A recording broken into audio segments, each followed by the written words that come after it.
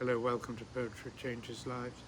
Poetry and history in the garden with a thought for the day, as usual.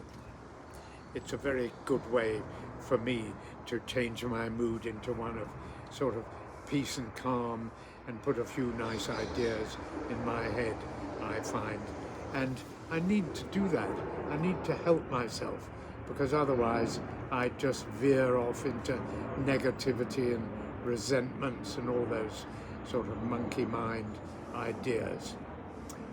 PoetryChangesLives.com is the website where you can read all about that sort of thing, get some beautiful bits of poetry, and buy the book, this book, if you wish. You can get it, of course, from a bookshop for that matter. On this day in 1971, the American pastor, academic, and theologian Reinhold Niebuhr was born. He died on this day in 1971. A very fine man. He was born into a devout immigrant German family in the United States, and he worked in Detroit for many years, outspoken in his support of workers' rights and against movements such as Nazism, McCarthyism, racism, all those nasty things that any decent person would be against, quite honestly. But Niebuhr was outspoken and unswerving in his desire to stamp them out. His writings have influenced many well-known people, particularly in the United States, presidents such as Carter and Obama, Martin Luther King, Hillary Clinton, all sorts of well-known people. He's also famous as a composer of the Serenity Prayer, which goes like this: God, grant me the serenity to accept the things I cannot change, courage to change the things I can, and wisdom to know the difference.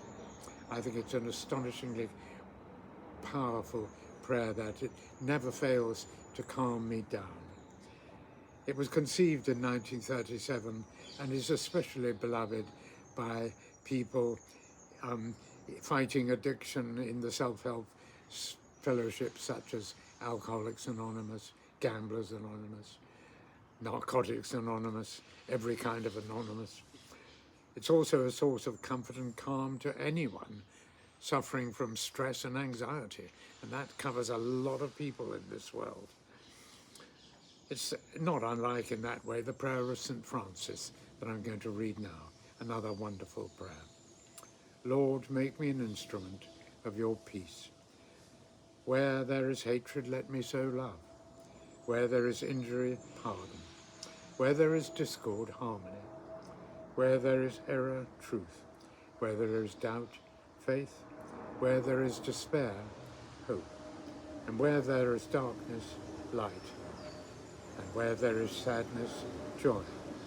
O Divine Master, grant that I may not so much seek to be consoled as to console, to be understood as to understand, to be loved as to love.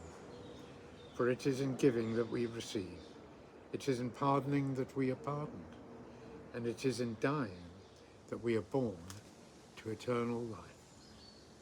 Another profoundly wise and beautiful poem. I think the power of prayer should never be underestimated, no matter what religion you do or do not follow.